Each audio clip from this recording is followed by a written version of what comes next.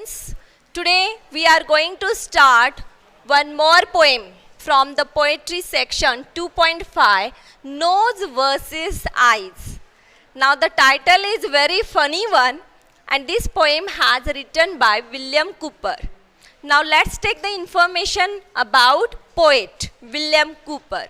See here, he was one of the most popular 18th century English poet. See, first information we got that he is from the 18th century. काल आपण Wordsworth बद्दल पाहिलेले. तर Wordsworth येण्या अगोदर म्हणजे 1798 ला लिरिकल बॅलेड वगैरे आलेला आहे, रोमॅन्टिसिझम डिक्लेअर झाला.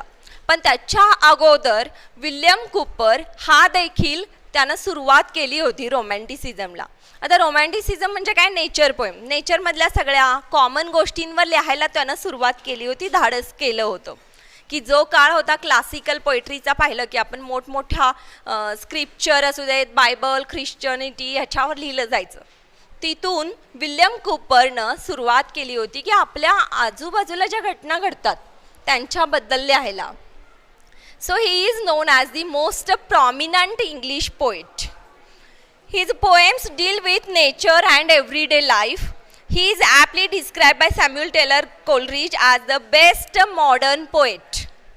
आता कोलरिज, मी लास्ट लेक्चरला देखील सांगितलं होतं, विल्यम वर्ड्सवर्थ आणि कोलरिज यांनी मिळून लिरिकल बॅलेड्स लिहिलं होतं. इतका ग्रेट पोएट आहे सॅम्युएल कोलरिज. आणि सॅम्युएल कोलरिज या कवीला, कूपरला काय म्हणतो? He is the best modern poet असं म्हणलेलं आहे. का? कारण त्यांच्या बऱ्याच पोएम आहेत. द टास्क आहे पोएमचं कलेक्शन, हे खूप सुंदर असं लिखाण त्यांनी केलेलं आहे. पण इथं आपल्याला त्यांनी जी पोएम इंट्रोड्यूस केली आहे that is a very funny one, that nose versus eyes. Now what's the theme of this?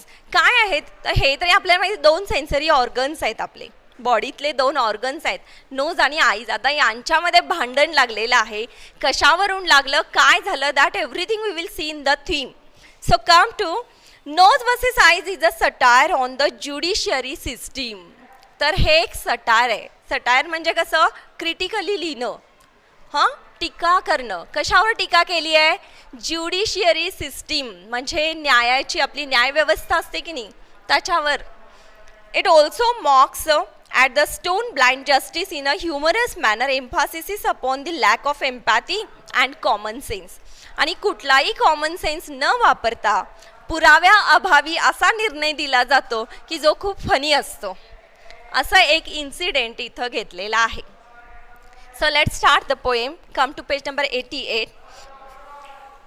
We will see first 4 lines stanza. We will read that. Between nose and eyes, a strange contest arose. The spectacle set them unhappily wrong. The point in despite was, as all the world knows, to which the said spectacles ought to belong. आता बघा boys, काय झालेलं आहे? आता कोर्टात एक केस गेलेली आहे. कोणती केस आहे?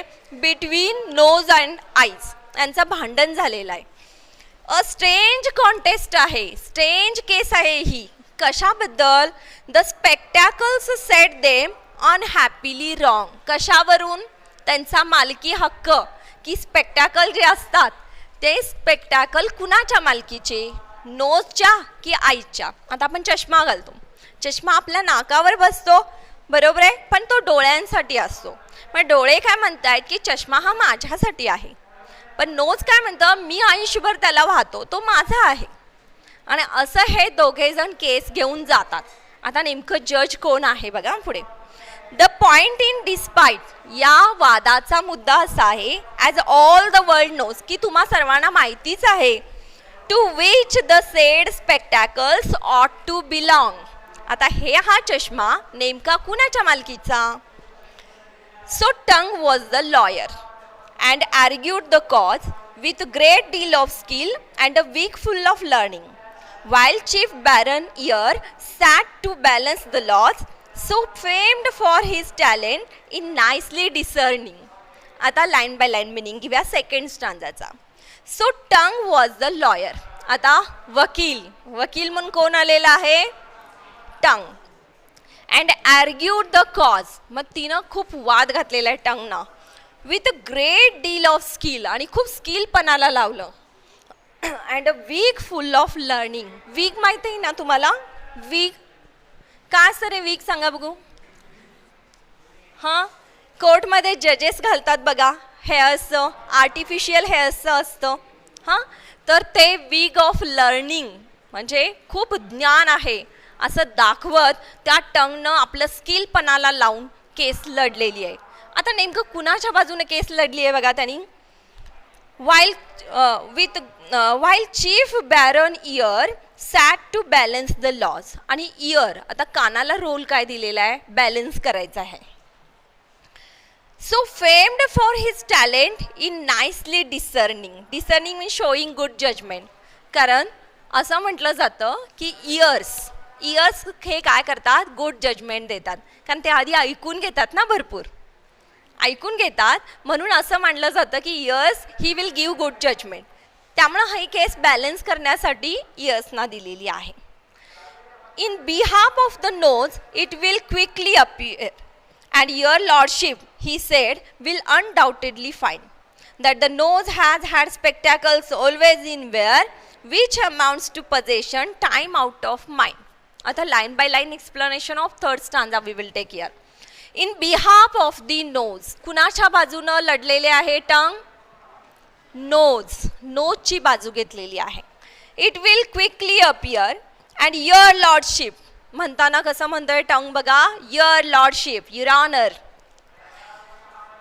विल अनडाउटेडली फाइंड, तुमच्या लक्षात येईल, अनडाउटेडली अगदी तुम्ही सगळ्यांच्या ऑब्झर्वेशन मध्ये असेल, that the nose has had spectacles always in wear. नाकालाच नेहमी चष्मा वाहून न्यायला लागतो, चष्म्याचं ओझं हे नेहमी नाकावर असतं. त्यामुळं चष्मा हा कुणाची प्रॉपर्टी आहे? It's of nose, which amounts to possession time out of mind. त्यामुळे काही इथं बोलण्याचा प्रश्नच नाहीये. It's clear that spectacle is the property of nose only. Then holding the spectacles up to the court, your lordship observes they are made with a straddle as wide as the reach of the nose is, in short, designed to sit close to it just like a saddle. Please give me someone's spectacle, I will show. We will try here. See what this tongue is saying in third stanza. See next, then holding the spectacles. मग टंग न काय केलेलं आहे, असा Carta पुढे असा spectacle धरलेला आहे. Holding the spectacles up to the court, your lordship, बघा म्हणतोय तो. Observe they are made with a straddle. ते कशानं बनलेले आहेत? स्ट्रॅडल. हा पार्ट जो असतो ना इथला, तो काय आहे? It's a made of straddle. As wide as the reach of the nose is, in short. आणि या ज्या काठा आहेत त्या काठा त्या नाकावर बसत असतात. Design to sit close to it just like a saddle. Saddle म्हणजे काय असतं बघा, जेव्हा आपण हॉर्स रायडिंग करतो तेव्हा डायरेक्ट हॉर्सवर बसतो का, त्याच्या आधी सॅडल घालावं लागतं ना, सीट फॉर रायडर असती ती. तसं हे काय आहे? It's a seat of, it's a saddle only. हा जो पार्ट आहे, what it is a part, it is just like a saddle only. जसं आपण घोड्यावर बसताना घालून मग बसतो, तसं हा स्पेक्टॅकल काय करतो, हे सॅडल आपल्या नोजवर घालतो आणि मग बसतो नोजवर. आणि मग हे कसं होतं, ते नोजच सगळं कॅरी करतं. That's why spectacle is the property of nose. Got it? Okay, thank you. Now the next stanza. So design to sit close to it just like a saddle. Again would your lordship a moment suppose, it is a case that has happen and may be again that the visage or countenance had not a nose. Pray who would or who could wear spectacles then. आता टंग परत turn घेतो आणि म्हणतो, जरा विचार करा, जर नाकच नसतं तर तुम्ही तो चष्मा कुठे ठेवला असता? That's why you have to think over it. Pray who would or who could wear spectacles then. कोण घातला असता चष्मा मग नाकच नसतं तर? Now the next stanza see. On the whole it appears, and my argument shows, with a reasoning the court will never condemn, that the spectacles plainly were made for the nose, and the nose was as plainly intended for them. आता या दोघांचं relation इथं explain केले. Spectacle and nose यांचं relation कसं आहे. Tongue काय म्हणते बघा. On the whole it appears and my argument shows. आता मी तुम्हाला दाखवलं ते जे अपियर झालं ते आणि प्लस माझे आर्ग्युमेंट याच्यावरून काय कोर्टापुढे आलेलं आहे. With a reasoning the court will never condemn. Condemn म्हणजे एक्सप्रेस डिसअप्रुव्हल. कोर्ट कधीच नकार देणार नाही या गोष्टीला. कोणत्या गोष्टीला. That the spectacles plainly were made for the nose. की चष्मा हा केवळ आणि केवळ नाकासाठीच बनलेला असतो. And the nose was as plainly intended for them. आणि नाक हे केवळ आणि केवळ चष्म्यासाठीच असतं. हे टंगनं कोर्टासमोर प्रूव्ह करून दाखवलेलं आहे की there is a bond between nose and spectacle. की स्पेक्टॅकलचा उपयोग काय आहे. तो नाकासाठीच आहे आणि नाक कशासाठी आहे. ते स्पेक्टॅकलसाठीच आहे. आता एवढं पुरावे सादर केल्यानंतर कोर्ट काय निर्णय घेते बघूया. Then shifting his side. आता बघा शेवटी जीभ ही लॉयर आहे आणि लॉयर लोक माहिती आहे तुम्हाला कसं असतात. दोन्ही बाजूनं कुठून पैसा मिळेल तिकडे असतात ते. देन आतापर्यंत कुणाच्या बाजूने भांडत होती टंग. नोजच्या बाजूनं. आता साईड टर्न केली आहे बघा आणि कुणाच्या बाजूने बोलणार आता. ओके बघूया काय निदान आईच्या बाजूनं तरी काय मांडतायत बघूया. Then shifting his side. जिभेनं आपले बाजू बदलून as a lawyer knows how. तुम्हाला माहिती आहे लॉयर कसे असतात. Same he pleaded again in behalf of the eyes. आणि कोर्टाला पुन्हा रिक्वेस्ट केलेली आहे. You must think of eyes also. But what were his arguments few people know. पण लॉयर का तो लॉयर जो होता कोण. जीभ. आता आपण मराठीमध्ये त्याला ती जीभ म्हणतो but in English he has used. Okay तर तो जो जीभ आहे तो काय बोलला हे कुणालाच कळलं नाही. Okay for the court did not think they वर इक्वली वाईज.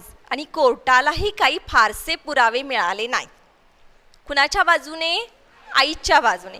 म्हणजे कोर्टात वकिलांचा रोल कसा असतो बघा. एखाद्या बाजूला बोलायचं स्पष्टपणे आणि एखाद्या बाजूला आहे असं दाखवायचं. But not forcing that much. आता हे सगळं पाहिल्यानंतर निर्णयाची वेळ आलेली आहे. Now what the decision has taken just see. That is our last stanza. So his lordship decreed with a grave solemn tone. दोन वर्ड्स आलेले आहेत बघा. Decreed. Decreed means an official order that has the force of law.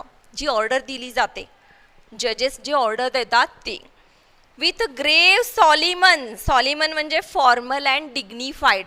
अशी formal order court देतं. Decisive and clear without one if or but that whenever the nose put his spectacles on by day light or candle light eyes should be shut. आता सगळं ऐकून घेऊन हा निर्णय देण्यात आलेला आहे की whenever the nose put his spectacles on. जेव्हा जेव्हा नाकावर चष्मा घातला जाईल चष्मा ठेवला जाईल मग ते बाय डे लाईट और मूनलाईट म्हणजे दिवस असू दे अथवा रात्र असू दे. आईज शुड बी मास्ट. आईजनी काय करायचे आपले डोळे बंद ठेवायचे. म्हणजे जेव्हा जेव्हा चष्मा घातला जाईल तेव्हा तेव्हा डोळ्याने आपले डोळे बंद करून ठेवायचे. कारण ती प्रॉपर्टी ही नोजची आहे. ओके असा डिसिजन इथं देण्यात आलेला आहे. Okay do you understand. So some words has given in the glossary. Go through it. Read once again poem and try to understand it. Thank you.